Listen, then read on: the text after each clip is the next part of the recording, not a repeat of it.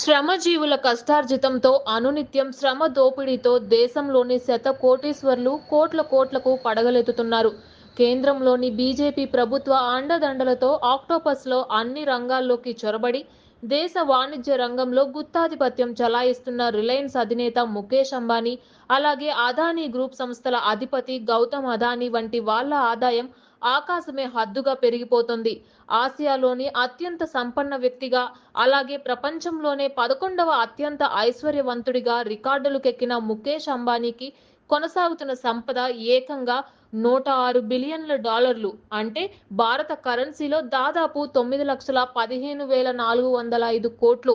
ఆయన గంటకు 90 కోట్లు ఆర్జిస్తున్నారు. విస్తుపోయే ఈ అంశాలను ఐఐఎఫ్ఎల్ వెల్త్ హురాన్ ఇండియా సంస్థ ఒక నివేదికలో వెల్లడించింది. ఆక్స్ఫామ్ రిపోర్టు కూడా ఇదే విషయాన్ని పేర్కొంది. 2020లో కోవిడ్ మహమ్మారి దేశమంతటా విస్తరించి అల్లకల్లోలం సృష్టించిన సమయంలోనూ భారత కార్పొరేట్ దిగ్గజాలకు ఆదాయాలు రెట్టింపయ్యాయే కానీ ఇసుమంతైనా తగ్గింది లేదు. కోవిడ్ క్లిష్ట పరిస్థితుల్లోనూ ముఖేష్ అంబానీ గంటకు 90 కోట్లు చొప్పున సంపాదించినట్లు ఐఐఎఫ్ఎల్ పేర్కొంది. దేశంలో దాదాపు 24% మంది ప్రజలు నెలకు కేవలం 3,000 లోపు మాత్రమే సంపాదిస్తున్నారు. ముఖేష్ అంబానీలా సగటు భారతీయుడు సంపాదించాలంటే కలలో కూడా సాధ్యం కాదేమో.